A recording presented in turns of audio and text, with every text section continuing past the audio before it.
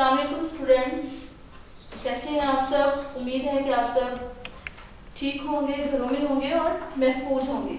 Students, आज आप लोगों का लेक्चर नंबर 2 है, जो कि आपका दूसरा हफ्ता आप लोगों का स्टार्ट होने जा रहा है और आप लोगों का लेसन है नात। सबसे पहले हम लोग नात की बुलंद ख्वानी करेंगे। सबसे पहले मैं आप लोगों को बताऊंगी कि नात किसे कहते हैं। आप लोग अपनी बुक्स उठाइए। स्टूडेंट्स, आप लोग बुक पे देखेंगे, सबक नंबर 2 है नाते रसूल मकबूल सल्लल्लाहु अलैहि वसल्लम।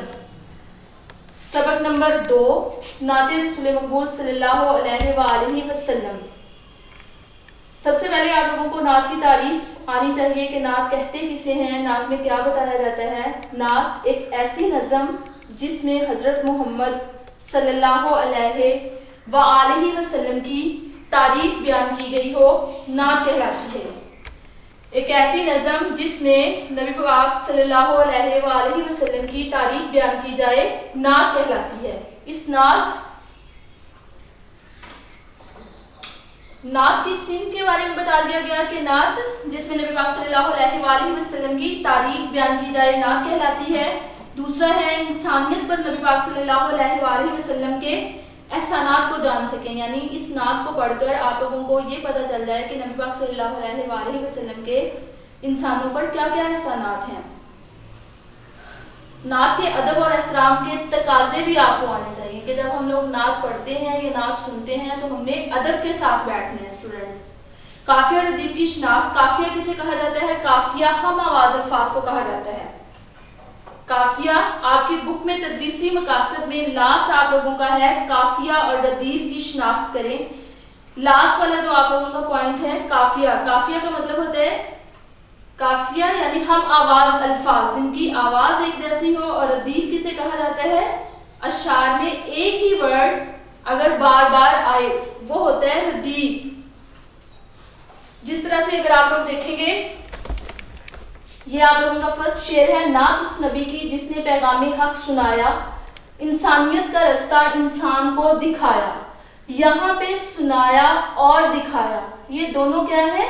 हम आवाज अल्फाज जो के काफिया हैं। ये आप लोगों के तदरीसी मकासद का लास्ट पॉइंट है, काफिया और रदीफ।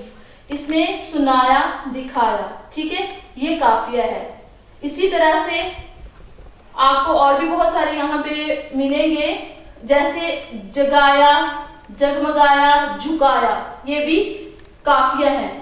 लेकिन रदीफ यहाँ पे नहीं दिया गया। रदीफ क्या होता है? अगर यहाँ पे दोनों सूरतों में सुनाया और सुनाया आया होता तो वो रदीफ कहलाता। यानी शेर के आखिर में एक लफ्ज, जैसे मिसाल के तौर पर सुनाया है, यहाँ भी सुनाया है, यहाँ पे भी सुनाया होता, यानी एक ही लफ्ज जो बार बार आएगा वो रदीफ कहलाएगा। हम आवाज अल्फाज काफिया और एक ही अल्फाज अगर शेर के आखिर में बार बार आए वो रदीफ कहलाता है। जी स्टूडेंट्स, सबसे पहले आप लोगों के खास अल्फाज हैं। नात के शुरू में आप लोगों को खास अल्फाज नजर आएंगे।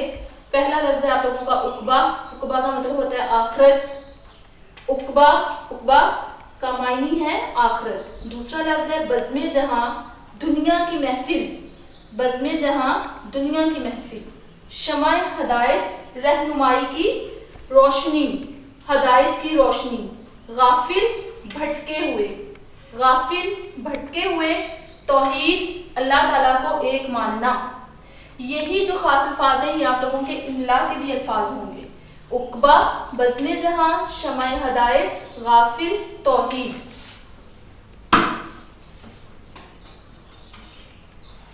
अब हम लोग इसकी बुलंद ख्वानी करेंगे नात की। लास्ट वाला जो आपने फर्स्ट लेसन पढ़ा है, हम आप लोगों ने उसकी तशरीह करनी है। आप लोगों को नोट्स भी उम्मीद है कि आप लोगों के पास होंगे जिनमें इसकी तशरीह की गई है। और ये वाला लेसन जो है आप लोगों का नाते रसूल मकबूल सल्लल्लाहु अलैहि वसल्लम, इसकी नसर होगी आपकी। ठीक है स्टूडेंट्स, अब हम इसकी बुलंद ख्वानी करेंगे और साथ साथ मैं आप लोगों को नसर भी बताऊंगी किस तरह से करते हैं।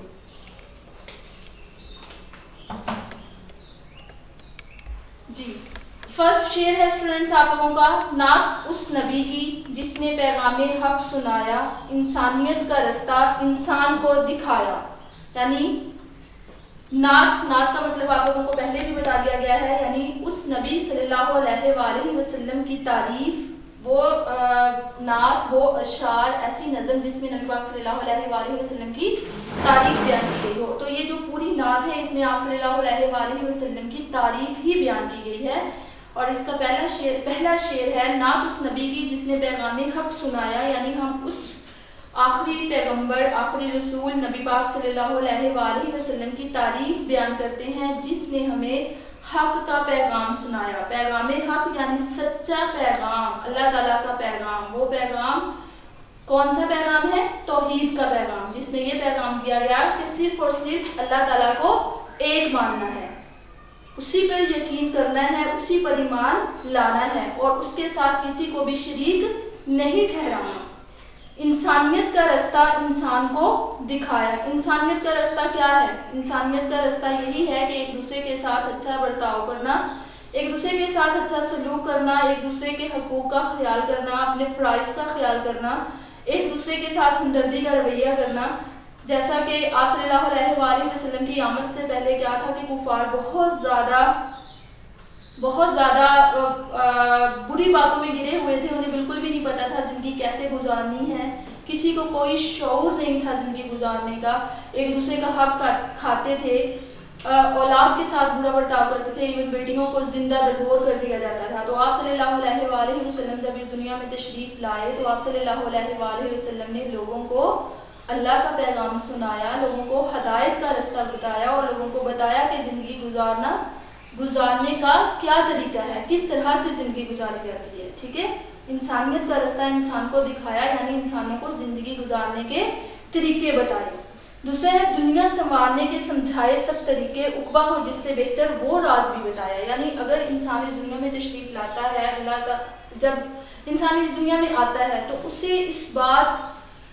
उससे इंसान को, बच्चे को क्या होती है कि रहनुमाई की ज़रूरत होती है। ये तो नहीं है कि अगर हम कुछ बताएंगे नहीं, हम बच्चों को बताते हैं कि आप ऐसा करें, अच्छे काम करें तो अच्छा यानी रिजल्ट उसका आएगा। तो इसी तरह से आप सल्लल्लाहु अलैहि वसल्लम ने जब दुनिया में तशरीफ़ लाए तो आप सल्लल्लाहु अलैहि वसल्लम ने ना सिर्फ मुसलमानों को जो आप पर यकीन लाते थे, बल्कि पूरी दुनिया को, पूरी कौमों को, जितनी भी कौमें उस वक्त थी जो आप पर ईमान लाए, जो नहीं लाए, सबको आपने सच्चाई का रास्ता बताया और बेहतरीन ज़िंदगी गुजारने के तरीके बताए कि ज़िंदगी किस तरह से गुजारी जाए। दुनिया संवारने के समझाए सब तरीके, यानी वो तरीके जिससे दुनियावी ज़िंदगी भी आसानी से गुजर जाए, यानी आपस में लड़ाई झगड़े ना हो, आपस में फसाद बर्पा ना हो, लोगों के साथ हमदर्दी के रवैये सिखाए लोगों को। उकबा हो जिससे बेहतर वो राज भी बताया, ना सिर्फ दुनिया को संवारने के राज बताए बल्कि वो राज, वो बातें भी बताएं जिससे हमारी आखिरत भी संवर जाए। आखिरत किस तरह से संवरेगी? आखिरत इसी तरह से संवरेगी जब हम दुनिया में अच्छे काम करेंगे। उकबा हो जिससे बेहतर वो राज भी बताया। ठीक है ना, कहते हैं ना कि जैसा बोगे वैसा काटोगे। तो अगर हम दुनिया में अच्छे काम करेंगे तो हमें रिजल्ट भी उसका अच्छा मिलेगा, उसका नतीजा भी अच्छा होगा। अगर यहाँ पे हम अच्छा काम नहीं करेंगे, अच्छी ज़िंदगी नहीं गुजारेंगे, लोगों के साथ बुरा सलूक करेंगे, तो हमारी आखिरत किस तरह से अच्छी हो सकती है? कभी भी अच्छी नहीं हो सकती। और ये देखें कि आप लोग जितना अगर आप सीरत की बुक्स पढ़ें तो आपको ज़्यादा से ज़्यादा इस बात पे फोकस मिलेगा, मखलूक से मोहब्बत, अल्लाह ताला के मखलूक जो है, मखलूकात में बहुत सारी आ जाती हैं, इंसान भी आ जाते हैं, चुरिंद परिंद भी आ जाते हैं, सबके साथ अच्छा रवैया। सिर्फ ये नहीं है कि हम मुसलमान के साथ ही अच्छा रवैया करेंगे, हमने जो है, चाहे वो कोई भी है, चाहे वो सिख है, ईसाई है या यहूदी है, जो भी है, हमने अच्छा सलूक हर किसी के साथ करना है। इंसानियत में तो हर कोई आ जाता है, सिर्फ मुसलमान ही नहीं। ठीक है ना, इसी से फिर हमारी आखिरत जो है वो संवरेगी। नूर उसका सबसे पहले पैदा किया खुदा ने बज़्म जहां में, लेकिन आखिर में सबसे आया। आपको पता है आप सल्लल्लाहु अलैहि वसल्लम का जो नूर है अर्श पर सबसे पहले अल्लाह ताला ने बना दिया था, लेकिन आप सल्लल्लाहु अलैहि वसल्लम को दुनिया में सबसे आखिर में भेजा गया। यानी कमोबेश कहा जाता है कि कमोबेश 1,24,000 पैगंबर नबी रसूल इस दुनिया में तशरीफ़ लाए और उनमें से सबसे आखिरी पैगंबर जो हैं वो नबी पाक सल्लल्लाहु अलैहि वसल्लम है। लेकिन उनको भेजा बेशक सबसे आखिर में गया है, लेकिन उनका नूर जो है वो सबसे पहले बना दिया गया था। कायनात को वजूद में लाने से पहले आप सल्लल्लाहु अलैहि वसल्लम का जो नूर था वो बना दिया गया था बज़्म जहां में, लेकिन आखिर में सबसे आया। बज़्म जहां क्या है जी? दुनिया की महफिल यानी कायनात। लेकिन इस कायनात में आप सल्लल्लाहु अलैहि वसल्लम को सबसे आखिर में भेजा गया। हर मोड़ पे जलाई शम्ए हिदायत उसने, जो रास्ता था सीधा एक एक को बताया।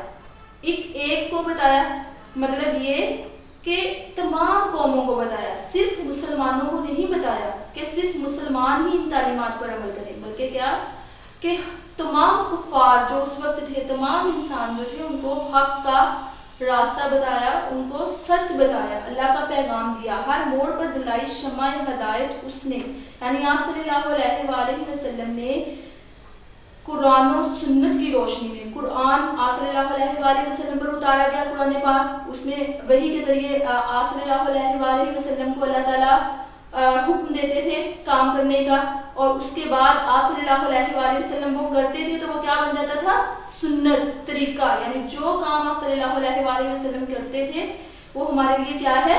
सुन्नत, यानी प्रैक्टिकल करके दिखाया आपने, अल्लाह ताला के हुक्म को प्रैक्टिकल करके दिखाया।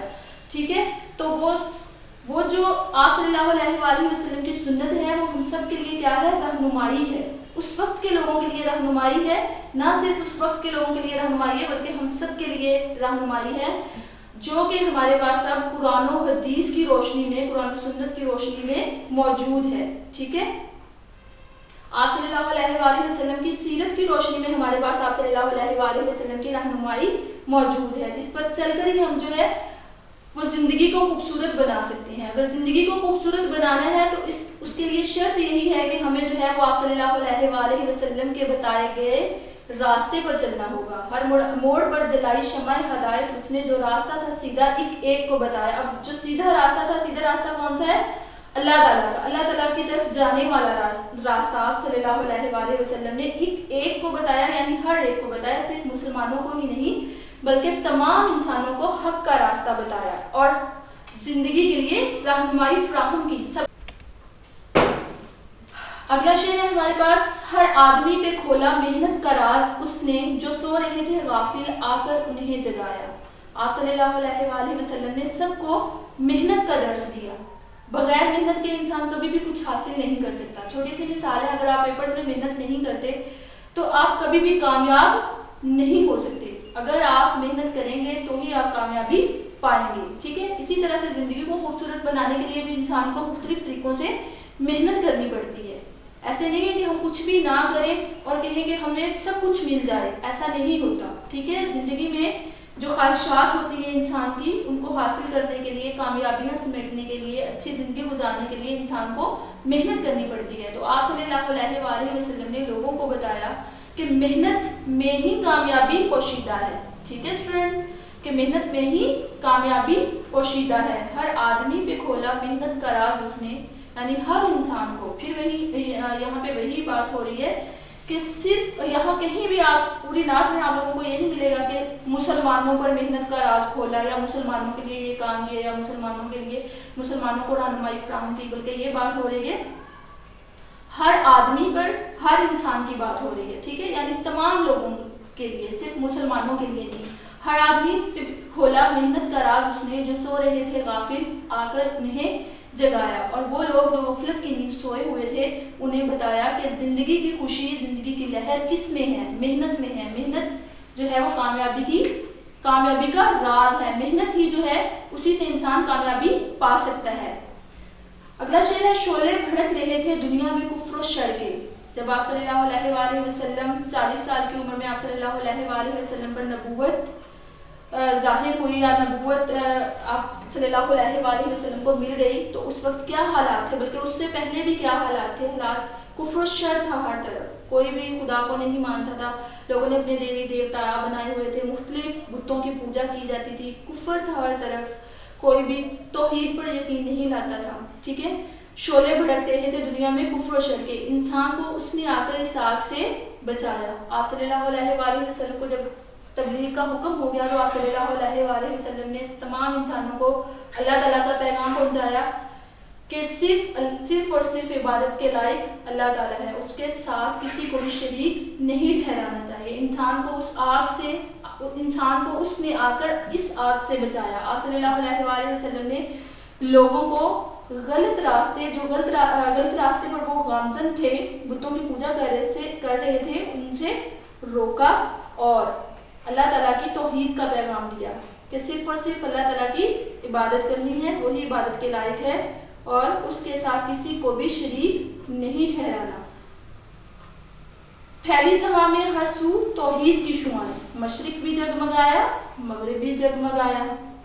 जब आप सल्लल्लाहु अलैहि वसल्लम ने दुनिया में अल्लाह ताला का पैगाम पहुंचाया तो आप सल्लल्लाहु अलैहि वसल्लम की दावत तबलीग से बहुत से लोग मुस्तफीद हुए। ठीक है, सिर्फ ये नहीं है कि मक्का के लोग या मदीना के लोग, मक्का के लोगों ने तो आप सल्लल्लाहु अलैहि वसल्लम की पर जिंदगी वैसे ही तंग कर दी। फिर आप सल्लल्लाहु अलैहि वसल्लम ने मदीना में हिजरत की, उसके बाद फिर मक्का फतह किया। ठीक है स्टूडेंट्स, आहिस्ता आहिस्ता इस्लाम फैला और फिर इस्लाम इतनी तेजी से फैला कि यहाँ क्या कह रहा है यहाँ पे शायर कि मशरिक भी जगमगाया, मगरिब भी जगमगाया, कि सिर्फ मशरिक के ममालिक ही में इस्लाम नहीं फैला बल्कि उसके साथ साथ क्या है, मगरिब में भी इस्लाम की रोशनी पहुंची और आप सल्लल्लाहु अलैहि वसल्लम के तवस्सुत से बहुत सारे लोगों ने इस्लाम को कबूल किया, बहुत सारे लोग तौहीद पर ईमान लाए और अल्लाह को एक माना। भूली हुई थी दुनिया अपने खुदा को, महशर खालिक के दर पर उसने मखलूक को झुकाया कि आप सल्लल्लाहु अलैहि वसल्लम की आमद से पहले जो लोग थे वो भूले हुए थे खुदा को, वो बुतों की पूजा करते थे, वो मुख्तलिफ देवी देवताओं की पूजा करते थे।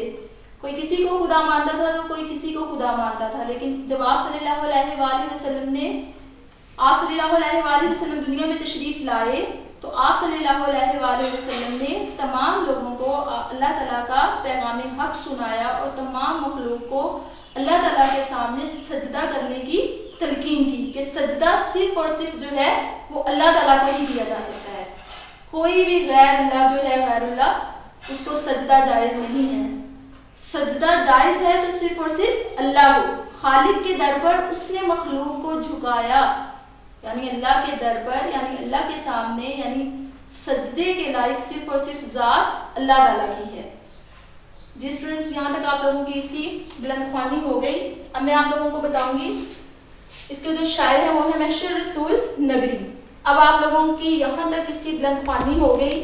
अब मैं आप लोगों को बताऊंगी जो आप लोगों के नोट्स है उसमें आप लोगों की नसर दी गई है, तो आप लोगों ने नसर किस तरह से करनी है, मैं से आपको पहले शेर की नसर लिख के बताऊंगी, उसी के अकॉर्डिंग आप लोगों ने बाकी इसकी नसर करनी है। जी स्टूडेंट्स, यहाँ पे नसर नंबर 1, पहले शेर की नसर आप लोगों को राइट की नजर आएगी। तशरीह और नसर में थोड़ा सा फ़र्क होता है। तशरीह जो की जाती है उसमें किसी भी शेर की वजाहत यानी तशरीह की जाती है, वजाहत के साथ बयान की जाती है उसकी तशरीह, जबकि नसर में आपने जैसे ये शेर है आप लोगों का, नात उस नबी की जिसने पैगाम हक सुनाया, इंसानियत का रास्ता इंसान को दिखाया। आपने क्या करना है, इसी शेर को जुमले की सूरत में लिख देना है। यानी जैसे यहाँ पे लिखा है, शायर नबी पाक सल्लल्लाहु अलैहि वसल्लम की तारीफ बयान करते हुए कहता है कि नात उस नबी की जिसने पैगाम हक सुनाया और तमाम इंसानियत को सीधा और सच्चा रास्ता दिखाया।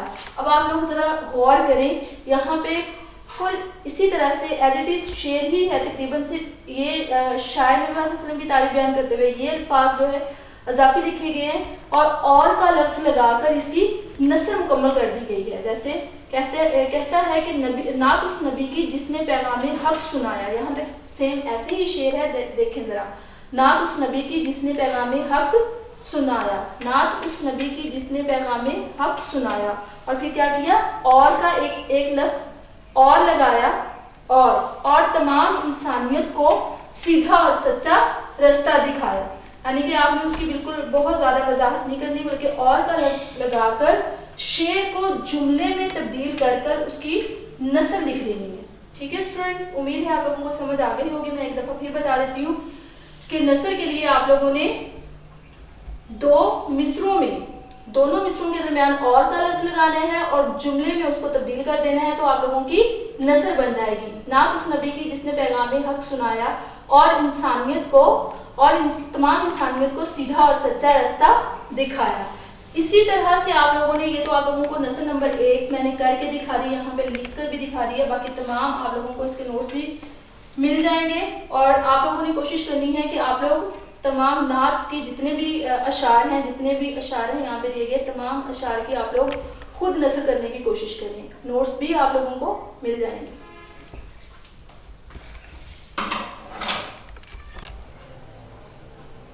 स्टूडेंट्स, सवाल नंबर 1 है आप लोगों का, दर्जन के मुख्तसर जवाब लिखें। ये सवालात के जवाबात, ये मैं आप लोगों को अभी बोल के बताऊंगी, आप लोगों ने गौर से सुनना है और उसको समझना है। अपनी बुक्स ओपन कर लीजिएगा। स्टूडेंट्स, आप लोगों का पहला सवाल है, हम्द और नात में क्या फ़र्क है। आप सबको इस सवाल का जवाब तो आप सबको आता होगा यकीनन। हम ऐसी नज़्म जिसमें अल्लाह ताला की तारीफ बयान की जाए, और नात ऐसी नज़्म जिसमें नबी पाक सल्लल्लाहु अलैहि वसल्लम की तारीफ बयान की जाए। ठीक है, कि ऐसी नज़्म जिसमें अल्लाह ताला की तारीफ बयान की जाए उसे हम्द कहते हैं, और ऐसी नज़्म जिसमें हज़रत मोहम्मद सल्लल्लाहु अलैहि वसल्लम की तारीफ बयान की जाए उसे नात कहते हैं। सवाल नंबर आप लोगों का 2 है, उक़बा बेहतर होने से क्या मुराद है। सवाल नंबर 2 है, उक़बा बेहतर होने से क्या मुराद है। उक़बा बेहतर होने से मुराद ये है कि आखिरत की ज़िंदगी अच्छी हो जाए, आखिरत की ज़िंदगी अच्छी हो। शमाए हदायत जलाने का क्या मतलब है, यानी रहनुमाई की हदायत देना, इसका मतलब है। शमाए हदायत जलाने का क्या मतलब है, यानी हदायत की शमा जलाना, रहनुमाई फ्राहम करना लोगों को। सीधा रास्ता से क्या मुराद है, सीधा रास्ता से मुराद वो काम करना जिन कामों का अल्लाह ताला ने हुक्म दिया है, जिन कामों के करने का अल्लाह ताला ने हुक्म दिया है, सीधा रास्ता कहलाता है। तौहीद की शुआएं फैलाने का क्या मतलब है।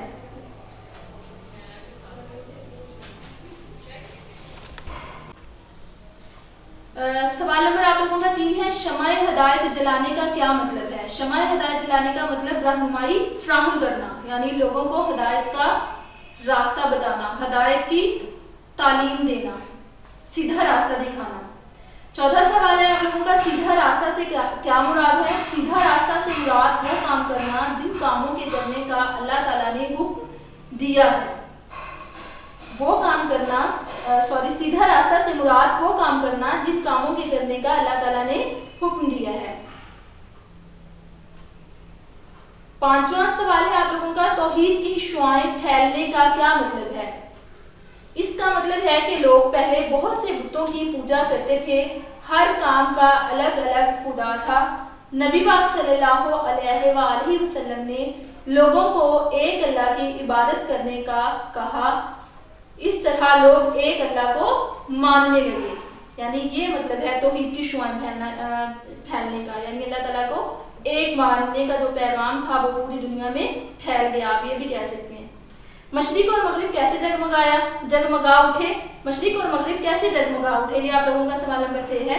मशरिक और मगरिब तौहीद की शुआओं से जगमगा उठे, यानी अल्लाह ताला के हक, अल्लाह ताला का जो पैगाम है वो मशरिक में भी फैला और मगरिब में भी फैला, ये है इसका मतलब। लास्ट आप लोगों का जो क्वेश्चन है, आपको इस नात का कौन सा शेर पसंद आया, पसंदीदगी की वजह भी बताएंगे। आप लोगों ने अपनी नोटबुक्स पे नोट करना है और बताना भी है कि आप लोगों को वो जो शेर है वो किस वजह से पसंद आया। इस पूरी नात में आप लोगों को सबसे अच्छा शेर जो है वो कौन सा लगा और उसकी क्या वजह थी जो आप लोगों को वो जो शेर पसंद आया, उसकी वजह भी बतानी है आप लोगों ने।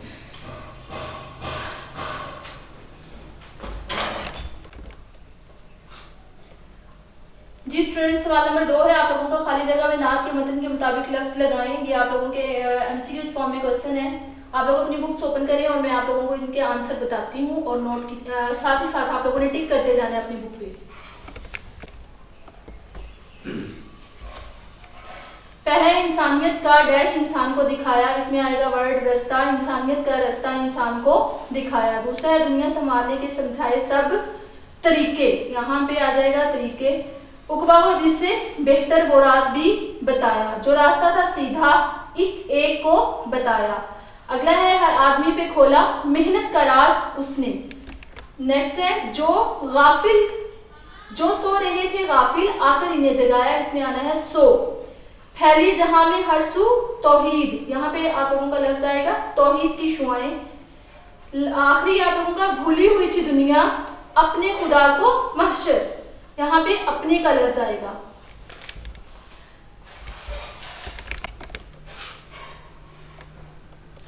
सवाल नंबर 3 है नबी पाक सल्लल्लाहु अलैहि वसल्लम की आमद से पहले दुनिया के क्या हालात थे, एक पैराग्राफ में बयान करें। ये आप लोग अपनी कॉपीज में लिखें सवाल, और इसका आंसर आप लोग अगर ये ना पढ़ेंगे तो आप लोगों को बखूबी इसका सारा अंदाज़ा हो जाएगा, और आप लोगों को इसकी तशरीह में भी पता चला होगा और आपने पढ़ा भी होगा कि आप सल्लल्लाहु अलैहि वसल्लम की आमद से पहले दुनिया के क्या हालात थे। वो आप लोगों ने अपनी वर्डिंग में आप लोगों ने लिखना है क्रिएटिव राइटिंग के तौर पर एक पैराग्राफ। सवाल नंबर 4 है आप लोगों का इस्नाद में आप सल्लल्लाहु अलैहि वसल्लम के जिन एहसानात का जिक्र किया गया है उन्हें एक पैराग्राफ में बयान करें।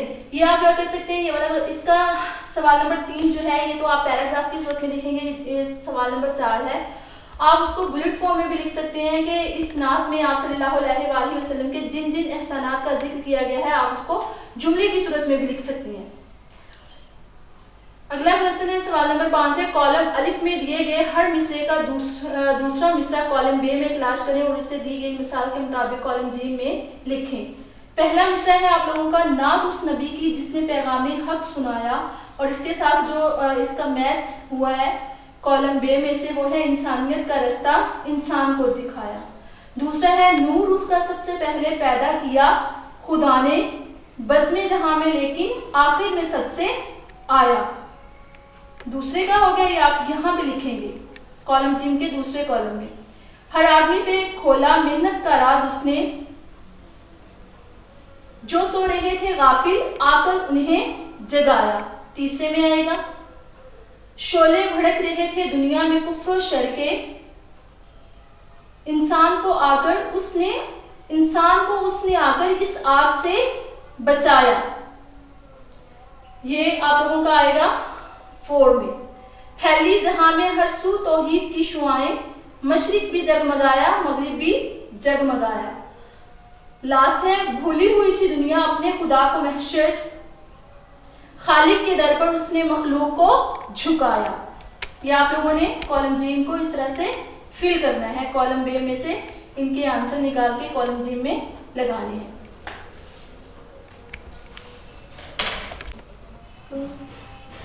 सवाल नंबर 6 है, जुमलों में इस्तेमाल करें। पहला लफ्ज़ है आप लोगों का पैगामे हक, इसका जुमला बनाएंगे आप लोग। बहुत सारे आप लोग जुमले बना सकते हैं। आप सल्लल्लाहु अलैहि वसल्लम ने लोगों को पैगामे हक सुनाया। दूसरा लफ्ज़ है उकबा, आप सल्लल्लाहु अलैहि वसल्लम ने उकबा बेहतर करने के तरीके लोगों को बताए। शमाए हदायत, इसका जुमला आप लोग, ये जो मैं बता रही हूँ ये सिर्फ मिसाल है, आप लोग जुमले खुद बनाएंगे। शमाए हदायत, आप सल्लल्लाहु अलैहि वसल्लम ने पूरी दुनिया के लिए शमाए हदायत रोशन की। गाफिल लोगों को हदायत की रोशनी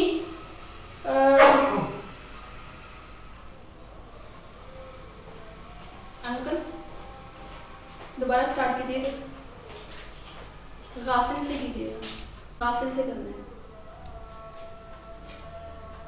चौथा लफ्ज़ है आप लोगों का गाफिल, आप सल्लल्लाहु अलैहि वसल्लम ने गाफिल लोगों के लिए रहनुमाई फ्राहम की, या गाफिल लोगों को रहनुमाई फ्राहम की। तौहीद, आप सल्लल्लाहु अलैहि वसल्लम ने पैगामे तौहीद तमाम लोगों को सुनाया। सवाल नंबर आप लोगों का 7 है, मुतजाद लिखें। हक का बातिल, दुनिया का मुतजाद है आखिरत। संवारना, बिगाड़ना, सीधा उल्टा, आग पानी। तौहीद, कुफर, मशरिक मगरिब, खालिक मखलूक। यहाँ तक आप लोगों के सवाल नंबर 7 मुकम्मल हो गया। और एक आप लोगों का आखिरी सवाल है, नीचे दिए गए शेर को गौर से पढ़ें, बस वो आप लोगों ने पढ़ना है। नात उस नबी की जिसने पैगामे हक सुनाया, इंसानियत का रास्ता इंसान को दिखाया। यहाँ तक आप लोगों ये आप उन्होंने यहाँ पे सुनाया और दिखाया जो है वो हम काफिया अल्फाज दिए हैं, उनकी पहचान कराई गई आप लोगों को, सुनाया और दिखाया। देखें इनकी आवाज भी सेम है और इनको कहा जाता है हम काफिया अल्फाज, हम काफिया अल्फाज। अगले सफे पे इसकी उन्होंने तफसील दी है। कॉलम बे में दिए गए लफ्ज सुनाया दिखाया हम आवाज लफ्ज हैं, उन्हें काफिया कहते हैं। इस नात के बाकी शेरों में इस्तेमाल होने वाले काफियों की निशानदेही करें, तो आप लोग खुद जो है उनको पॉइंट आउट करेंगे जितने भी काफी इस नज़म में दिए गए हैं। ठीक है, सुनाया और दिखाया जो है ये पहला शेर है, इसका काफी आप लोगों को बता दिया गया है। जी स्टूडेंट्स, अब आप लोगों का सबक नंबर 2 मुकम्मल हो गया। आपने इस पूरे ये दूसरा हफ्ता है और इस पूरे हफ्ते में आपने इसकी नसर और इसकी मुकम्मल मश्क जो है वो तैयार करनी है। और इसके साथ आप लोगों का ग्रामर का मैं आज आप लोगों को करवाऊंगी रमूज़ व औकाफ।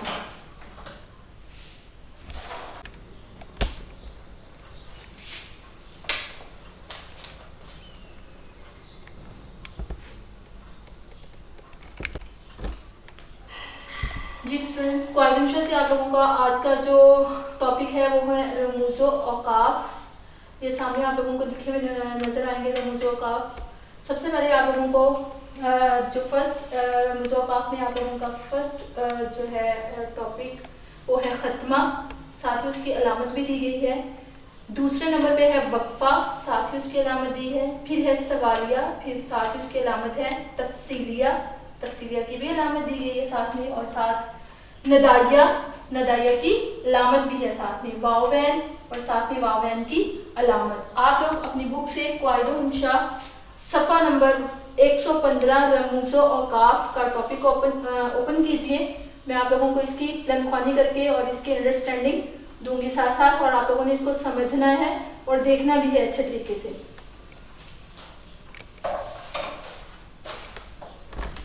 रम्ज का मतलब अलामत है, रमूज इसकी जमा है जिसका मतलब अलामती। जाहिर है जब रम्ज का मतलब अलामत होगा तो रमूज जो है वो उसकी जमा है, तो उसके मायने भी जो है वो जमा में कन्वर्ट हो जाएगा अलामती। वक्त का मतलब रुकना है जिसकी जमा औकाफ है।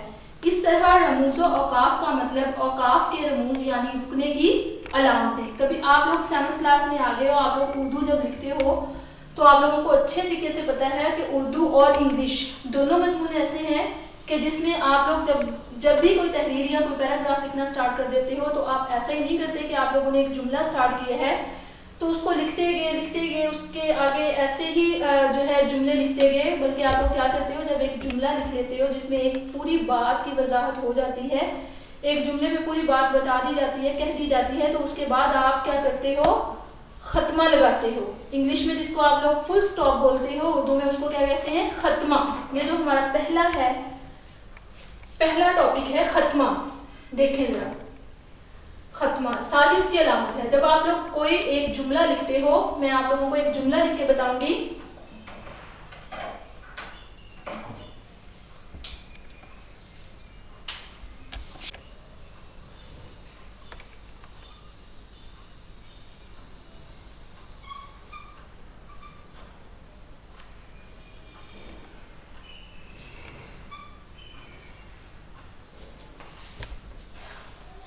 जी स्टूडेंट्स, आप देखें यहाँ तक हमने एक जुमला लिखा, कभी किसी का दिल ना दुखाओ। अब ये एक बात हमारी मुकम्मल हो गई और साथ में हमने उसके साथ क्या किया, हमने फुल स्टॉप लगा दिया। इंग्लिश में फुल स्टॉप और उर्दू में खत्मा हमने। जी स्टूडेंट्स, रमूज़ व औकाफ या रुकने की अलामतों का मकसद किसी इबारत में एक जुमले को दूसरे जुमले या एक ही जुमले के मुख्तलिफ हिस्सों को एक दूसरे से अलग करना होता है। जुमले में मुख्तलिफ अल्फाज को भी हस्बे ज़रूरत एक दूसरे से अलग करने के लिए इनका इस्तेमाल किया जाता है। रमूज़ व औकाफ की मौजूदगी में जुमले या इबारत को समझना आसान हो जाता है, जबकि इनके बगैर इन्हें समझने में मुश्किल पेश आती है। जाहिर है आप लोगों को पहले ही बताया कि जब तक हम लोग एक जुमला लिखते हैं और उसको हम अलग करने के लिए क्या लगाते हैं, खत्मा। इंग्लिश में जो आप लोग फुल स्टॉप लगाते हो, उर्दू में हम लोग लगाते हैं खत्मा। ठीक है, अगर हम खत्मा नहीं लगाएंगे और साथ ही हम लोग अपना दूसरा जुमला स्टार्ट कर देंगे और दूसरे जुमले के साथ भी हम खत्मा नहीं लगाते और साथ ही हम लोग अपना तीसरा जुमला जो है वो लिखना स्टार्ट कर देंगे तो बात की समझ नहीं आएगी, ठीक है। तो इसलिए किसी भी इबारत को समझने के लिए अलामतें लगाई जाती हैं जिन्हें रमूज़ो औकाफ कहा जाता है, ठीक है। किसी भी इबारत को समझने के लिए जुमलों को अलग किया जाता है। जब जुमलों को अलग किया जाता है तो हमें जो है वो बात की वजाहत हो जाती है, समझ भी आ जाती है। और वो अलामतें जो हम किसी भी इबारत में जुमलों को अलग करने के लिए लगाते हैं वो इबारतें रमूज़ो औकाफ कहलाती हैं। आगे ये है कि रमूज़ो औकाफ की मौजूदगी में जुमले या इबारत को समझना आसान हो जाता है, जबकि इनके बगैर इन्हें समझने में मुश्किल पेश आती है। इनके बगैर पढ़ने वाले को समझ नहीं आ सकती। वही ना, जैसे कि मैंने बताया कि अगर हम ये इन अलामतों का इस्तेमाल नहीं करेंगे तो हमें किसी भी बात की समझ नहीं आएगी, बल्कि हमें पूरी इबारत की ही समझ नहीं आएगी कि जो अब एक इबारत में लिखा क्या जा रहा है, बात क्या की जा रही है और आ सकती है कहाँ रुकना है और किस कदर रुकना है और किस जुमले को किस अंदाज में पढ़ना है। यानी इनके बगैर पढ़ने वाले को समझ नहीं आ सकती कि कहाँ रुकना है और किस कदर रुकना है और किस जुमले को किस अंदाज में पढ़ना है, ठीक है। अब यहाँ पे उसने कितने सारे पॉइंट्स बता दिए कि अगर ये अलामतें हम नहीं लगाते तो हमें नहीं पता चलेगा कि हमने कहाँ रुकना है और कितना रुकना है और हमने जुमले को किस अंदाज में पढ़ना है। अब यहाँ पे आप लोगों को 6 रमूज़ो औकाफ दिए गए हैं, 6, जिनमें से पहला है खत्मा। सबसे पहले क्या आता है? खत्मा। आप लोग अपनी बुक्स ओपन कीजिए। खत्मा की तफसीर हम पहले पढ़ते हैं, फिर मैं आप लोगों को इसकी एग्जांपल ये जो सामने लिखी हुई है, कभी किसी का दिल ना दुखाओ, आपको बखूबी अंदाजा हो रहा है कि हमने एक जुमला लिखा और उसके साथ ही जब हमारा जुमला मुकम्मल हो गया, हमारी बात मुकम्मल हो गई, तो हमने क्या कर दिया, हमने यहाँ पे खत्मे की अलामत डाल दी, जिसे आप लोग इंग्लिश में फुल स्टॉप कहते हो, ठीक है। हमने खत्मा लगा दिया कि हमारी बात जो है वो यहाँ तक पूरी होगी। आप लोग बुक्स से देखिए जरा। खत्मा, ये अलामत वहां लगाई जाती है जहां जुमला खत्म होता है। इस अलामत का मकसद ये जाहिर करना होता है कि जुमला खत्म हो गया है या एक जुमला खत्म हो गया। यानी जब हम कोई इबारत लिखते हैं तो किसी भी इबारत में एक जुमला तो नहीं ना होता, इबारत तो बहुत सारे जुमलों से मिलकर बनती है। तो जब भी हम कोई इबारत लिखते हैं तो जब हमारा एक जुमला मुकम्मल हो जाता है तो हम उसके बाद खत्मा लगाते हैं और इसके बाद दूसरा जुमला शुरू हो रहा है। जैसे आगे उन्होंने कुछ एग्जाम्पल्स दी हैं, आप लोग अपनी बुक से देखिएगा। मैं पहली एक एग्जाम्पल आप लोगों के सामने पढ़ रही हूँ। माँ के कदमों के नीचे जन्नत है, ठीक है। माँ के कदमों के नीचे जन्नत है, इसमें एक पूरा जुमला मुकम्मल हो गया, पूरे जुमले की वजाहत होगी, पूरे जुमले की बात की समझ भी आ गई और साथ ही उन्होंने खत्मा लगा दिया। सफ़ा नंबर 116 आप लोगों का। दूसरा हमारे पास आ जाता है वक्फा। अब जो दूसरा हमारे पास इसके खत्मा के बाद हमारे पास क्या आ रहा है? वक्फा। वक्फा के लिए आप लोग सबसे पहले आप लोग इसकी एग्जाम्पल देख लेंगे, मिसाल देख लेंगे। अकबर, असगर, अनवर और अमजद लाहौर जा रहे हैं। अब ये देखिए, अगर हम यहाँ पे लिखते हैं अकबर, असगर, अनवर और अमजद, तो ऐसे ही बढ़ते जाएंगे, लेकिन उसमें वो तासुर नहीं पैदा होगा इबारत में, उस जुमले में। जब हम अकबर लिखेंगे तो उसके बाद हम यहाँ पे एक कॉमा लगाएंगे, जो कि क्या है? वक्फा की अलामत है। क्या लगाएंगे? कॉमा, जो कि वक्फा की अलामत है। अगर यहाँ पे बहुत सारे नाम हो, बहुत सारे नाम हैं, जैसे उसके अलावा सब्जियों के नाम हो सकते हैं, इसके अलावा हमारे मुल्क के सूबों के नाम हो सकते हैं, यानी किसी भी चीज़ के नाम अगर ज़्यादा तादाद में आ जाते हैं तो उनके दरमियान में हम क्या लगाते हैं? वक्फा की अलामत लगाते हैं, जिसे कॉमा बोला जाता है, ठीक है। और आखिर वाले जो दो लफ्ज़ होते हैं या दो नाम होते हैं या दो चीज़ों के नाम होते हैं, उनके दरमियान में हम क्या लगाते हैं? और। बुक से आप लोग देखिए वक्फा, ये अलामत वहां लगाई जाती है जहां थोड़ा सा रुकना हो। ये अलामत वहां लगाई जाती है जहां थोड़ा सा रुकना हो, यानी थोड़ा सा वक्फा करके फिर अगला नाम बोलना। इसके इस्तेमाल के मौके ये हैं, जब कुछ इस्म या ज़मीर का मतलब ना आप लोगों को, जब किसी नाम की जगह पर लफ्ज़ लगाया जाता है या बोला जाता है, उसे ज़मीर कहा जाता है, ठीक है ना। जैसे अहमद ने खाना खाया, अहमद की जगह पे हम लोग लगा देंगे उसने खाना खाया, तो अहमद की जगह पे क्या आ गया? उस। तो जो उस है वो क्या है? इसमें ज़मीर। जब कुछ इस्म या ज़मीर एक साथ आ रहे हो, वहां आखिरी दो के सिवा बाकी सब के दरमियान वक्फे की अलामत लगाई जाती है। ठीक है, जिसे आप इंग्लिश में कोमा बोलते हो, तो ये उर्दू में क्या है, वक्फा। वक्फा की अलामत लगाई जाती है, यानी ज्यादा सारे जहां नाम आ जाएंगे तो उनके दरमियान में वक्फा की अलामत लगेगी, लेकिन जो आखिरी दो लफ्ज होंगे, जबकि आखिरी दो के दरमियान और लिखा जाता है, जबकि आखिरी दो के दरमियान और लिखा जाता है। यहाँ पे आप लोगों को इसकी मिसाल भी दी गई है, अकबर थोड़ा सा वक्फा, असगर थोड़ा सा वक्फा, फिर उसके बाद क्या, अनवर और अमजद लाहौर जा रहे हैं। अकबर, असगर, अनवर और अमजद लाहौर जा रहे हैं। बुक से देखिए आप लोग, यही एग्जाम्पल आप लोगों की बुक पे है। सेम इसी तरह से आप लोगों के और भी एग्जाम्पल्स दी गई हैं। उसके बाद एक और चीज यहाँ पे आ जाती है, अगर एक जुमले के बाद दूसरा जुमला इसी की वजाहत कर रहा हो तो दोनों के दरमियान वक्फे की अलामत लगाई जाती है। जैसे है, इसने सारा साल खूब मेहनत की। अब यहाँ तक एक बात हो गई, ठीक है, एक जुमला हो गया, तो उसके दरमियान में हमने क्या करना है, वक्फे की अलामत लगानी है।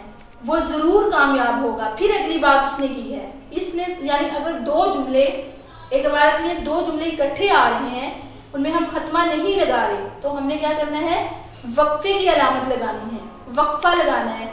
अगर एक जुमले के बाद दूसरा जुमला उसी की वजाहत कर रहा है, यानी कि मैं आप लोगों को मिसाल दूंगी, जैसे जी स्टूडेंट, हम पढ़ रहे हैं वक्फा।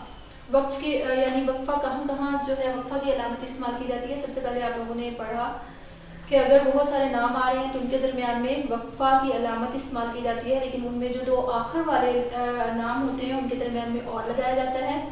अब दूसरा पॉइंट इसका है, अगर एक जुमले के बाद दूसरा जुमला इसी की वजाहत कर रहा हो तो दोनों के दरमियान वक्फे की अलामत लगाई जाती है। ये पेज नंबर आप लोग क्वालिटी से ही पेज नंबर है 116, सफ़ा नंबर 116, सफ़ा नंबर 116 आप लोगों ने ओपन करना है स्टूडेंट्स। अगर एक जुमले के बाद दूसरा जुमला इसी की वजाहत कर रहा हो तो दोनों के दरमियान वक्फे की अलामत लगाई जाती है। जैसे कि यहाँ पे मिसाल है, इसने सारा साल खूब मेहनत की। ये एक जुमला हो गया।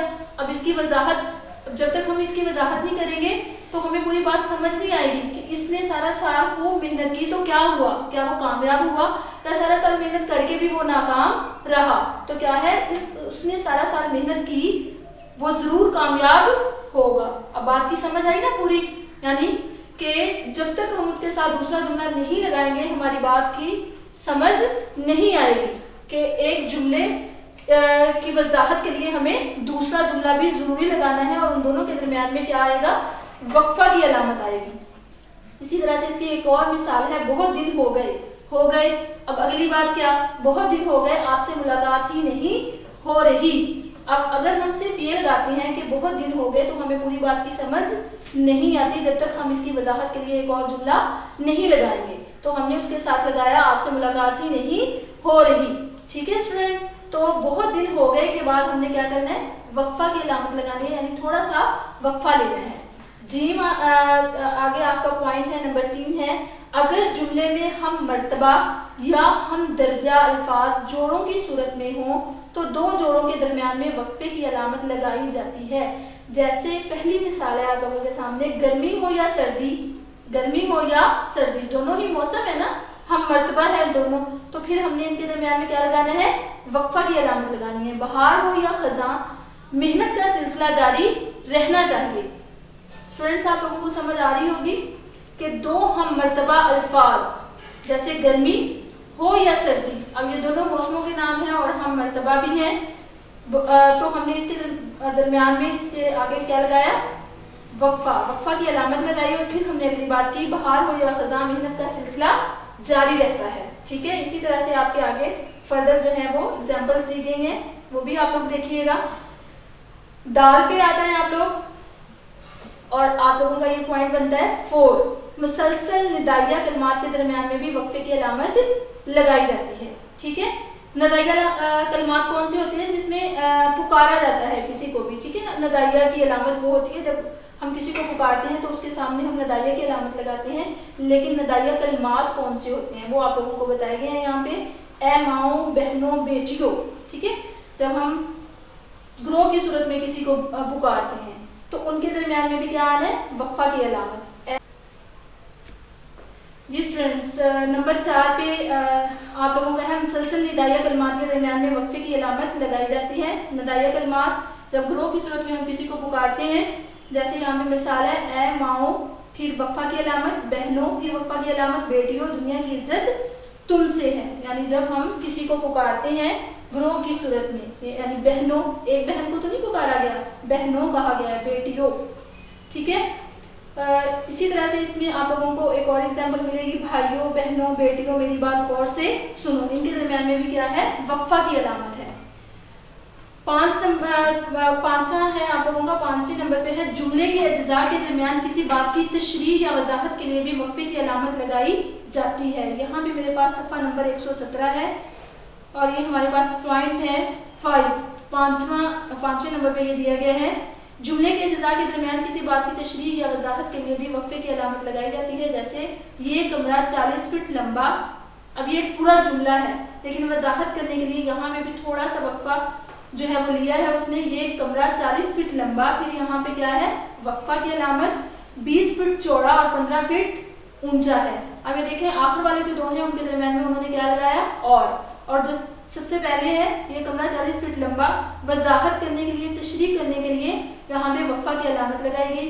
इसी तरह से आपको इसकी मजीद जो है वो यहाँ पे मिसालें नजर आ रही होंगी। लास्ट हमारा है यहाँ पे नंबर 6 है, शेरों को समझने में आसानी पैदा करने के लिए मुनासिब मकामात पर वक्फे की अलामत लगाई जाती है। कुछ अशार भी होते हैं जिनमें मुनासिब मकामात पर वक्फों की अलामत लगाई जाती है। जैसे है पत्ता पत्ता, बूटा बूटा, हाल हमारा जाने है, जाने ना जाने, गुल ही ना जाने, बाग तो सारा जाने है। जी स्टूडेंट्स, आप लोगों को यहाँ पे ये एग्जाम्पल देंगे मुख्तलिफ अशार के जरिए। इसी तरह से नंबर 2 है, मैं रोज इधर से गुजरता हूँ, कौन देखता है, मैं जब उधर से ना गुजरूं, मैं जब इधर से ना गुजरूंगा कौन देखेगा। ठीक है, कुछ अशार में भी मुनासिब मकामात पर बात को अच्छे तरीके से समझाने के लिए क्या है, वक्फे की अलामत लगाई गई है। इसके बाद हमारे पास नेक्स्ट जो पॉइंट है वो है सवालिया। ये तो आप लोगों को सबको बहुत अच्छे तरीके से पता है, आप लोग सारे ही इस्तेमाल करते हो और पता है कि पेपर्स में अगर आप लोग क्वेश्चन मार्क या सवालिया निशान नहीं लगाते तो आप लोगों के पॉइंट्स में नंबर भी कट जाते हैं। जी स्टूडेंट्स, ऐसा ही है ना। अब ये देखिए सवालिया निशान, जब हम किसी भी जुमले में, किसी भी इबारत में हम जब कोई सवाल पूछते हैं तो फिर हम उसके आगे क्या लगाते हैं, सवालिया अलामत।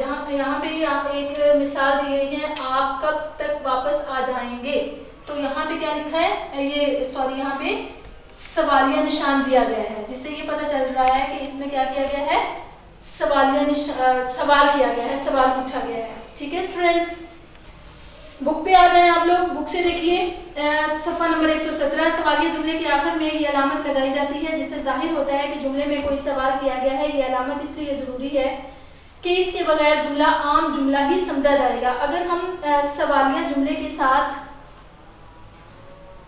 सवालिया अलामत नहीं लगाते तो किसी को कैसे समझ आएगी कि ये इसमें सवाल पूछा गया है। अगर हम वक्फा की अलामत लगा देंगे या खत्मा की अलामत लगा देंगे तो उससे कोई भी समझ नहीं पाएगा कि ये सवाल है। ठीक है, यहाँ भी कुछ मिसालें आप लोगों को दी गई हैं, क्या मेरे साथ सैर के लिए जा सकते हैं, फिर आगे सवालिया निशान। ठीक है स्टूडेंट्स, उम्मीद है आप लोगों को बहुत अच्छे से इसकी समझ आ गई होगी। नेक्स्ट हमारा जो पॉइंट है वो है तफसीलिया। सफ़ा नंबर 117 क्वाइदुनशा से किसी बात की तफसील बयान करने या किसी कौल का हवाला देने के लिए ये अलामत लगाई जाती है।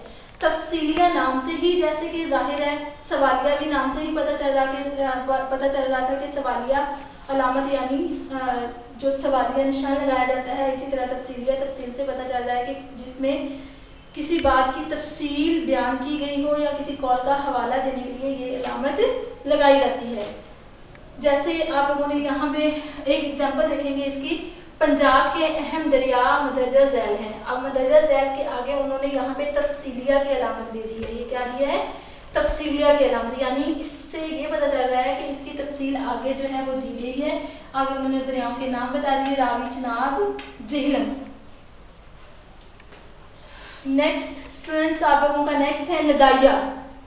नेक्स्ट आप लोगों का पॉइंट है निदाइया। ये अलामत किसी को पुकारने के लिए या किसी जज्बे जैसे खौफ, हैरानी, मोहब्बत, नफरत, गम या खुशी वगैरह की कैफियत जाहिर करने के लिए लगाई जाती है। जैसे अहमद आओ मेरी बात सुनो, यानी किसी को पुकार, जब हम किसी को पुकारते हैं, जैसे कोई भी आप लोग एग्जाम्पल ले सकते हैं, सना मेरी बात सुनो, जैसे दोस्तों, जनाब, अच्छा, आहा, खुशी में हम क्या बोलते हैं, सुभान अल्लाह।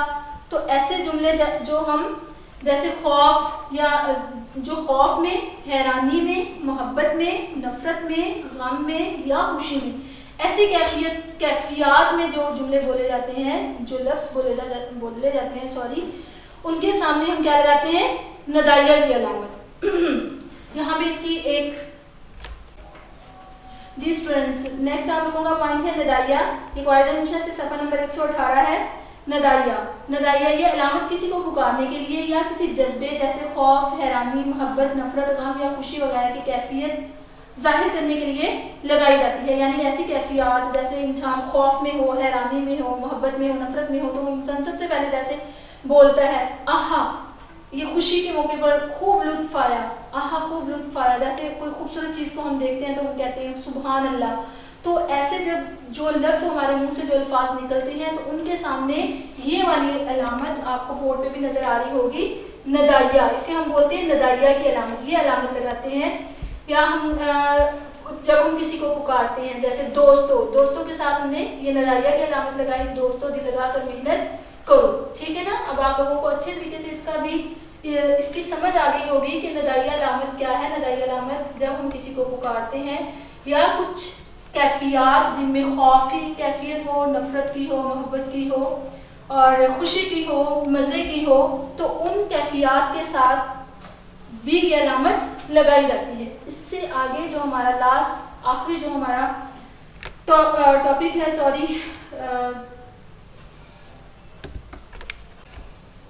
सबसे आखिर में हमारे पास आता है वावैन। सबसे आखिर में हमारे पास क्या आता है, वावैन।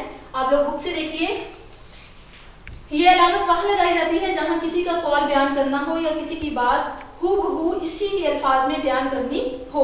यानी जैसे हम नबी पाक सल्लल्लाहु अलैहि वसल्लम की हदीस बयान करते हैं, या कोई हम हदीस बयान करते हैं, या इरशाद बारी ताला बयान करते हैं, या किसी बड़े दानिशमंद का कोई कॉल होता है, तो हमने उसके साथ क्या लगाना होता है, वावैन की अलामत होती है। यानी ऐसे जुमले, ऐसे कॉल, ऐसी बातें जो एज इट इज़ कही जाएं, जो हूबहू वैसे ही बयान की जाएं, उनके साथ ये अलामत लगाते हैं। जैसे यहाँ पे मिसाल दी गई है, उसने कहा मैं आपके साथ नहीं जा सकता, ठीक है ना। ये हूबहू, यानी उसमें कोई भी तब्दीली आप लोगों ने नहीं करनी, बल्कि बिल्कुल वही बात करनी है जो उस पर्सन ने बात की हो। ये है वावैन, ये वावैन की अलामत, ठीक है।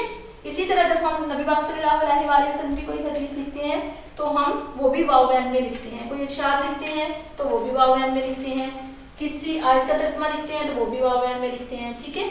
स्टूडेंट्स अच्छे तरीके से इसको देखिएगा। अब हम इसकी आ जाते हैं एक्सरसाइज पे। एक्सरसाइज देखिए, सफ़ा नंबर आप लोगों का 119 है। यहाँ पे दो आप लोगों को सवाल दिए गए हैं। रमूज़ व औकाफ का क्या मतलब है, ये आप लोगों की बुक पे यहाँ पे इसका आंसर दिया गया है। रम्ज़ का मतलब अलामत है, रमूज इसकी जमा है जिसका मतलब अलामतें हैं, वक्फ का मतलब रुकना है जिसकी जमा औकाफ है। इस तरह रमूज़ व औकाफ का मतलब औकाफ के रमूज यानी रुकने की अलामतें। आप लोग इसका आंसर लिख सकते हो कि रमूज़ व औकाफ का मतलब औकाफ के रमूज यानी रुकने की अलामतें। अब आगे उसने कहा है 3 अहम रमूज़ व औकाफ लिखिए और उनकी एक मिसाल दें। जो आपको आसान लगता है आप वो लिख सकते हैं। नेक्स्ट आप लोगों के पास सवाल नंबर 2 है, दिए हुए जुमलों में रमूज़ व औकाफ लगाएं। पहला है मिसाल वक्फा की, जिसमें हामद, असगर।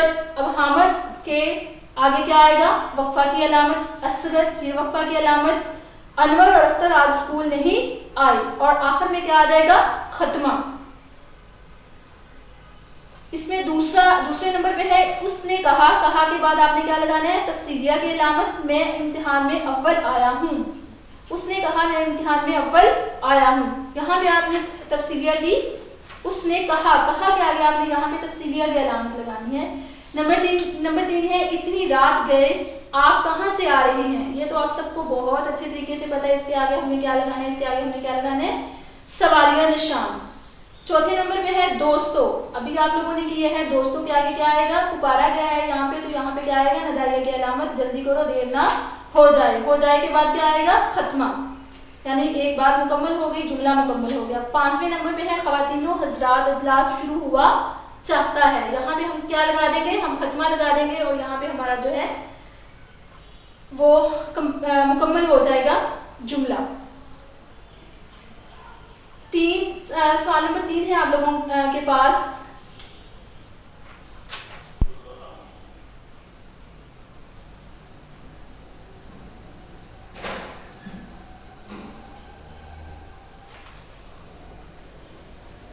दी हुई इबारत में रमूजो काफ लगाएं। हमारे वतन का नाम पाकिस्तान है के बाद क्या आना है, खत्मा। फिर है ये कायदे आज़म की कोशिशों से 14 अगस्त 1947 को वजूद में आया, फिर खत्मा। इसका दारुल हुकूमत इस्लामाबाद में है, फिर खत्मा। कराची, कराची के बाद वक्फा, इस्लामाबाद, फिर वक्फा। पेशावर के बाद भी वक्फा, लाहौर, फिर वक्फा। कोयटा और फैसलाबाद इसके अहम शहर हैं, फिर इसके आगे क्या आएगा, खत्मा। हमें वतन को तरक्की देने के लिए मेहनत करनी चाहिए, फिर आप इसके साथ करनी चाहिए के बाद खत्मा आ जाएगा, जुमला मुकम्मल हो जाएगा। और कायदे आज़म का कौल काम काम और काम याद रखना चाहिए। इसके बाद फिर खत्मा, ये आप लोगों की एक इबारत होगी और ये आप लोगों का पूरा एक टॉपिक जो रमूज़ो औकाफ का था, सॉरी, यहाँ पे जो है वो ख़त्म हो गया। आप लोग इसको अच्छे तरीके से पढ़िएगा, समझिएगा और इसकी जो मश्क है उसको अच्छे तरीके से तैयार कीजिएगा।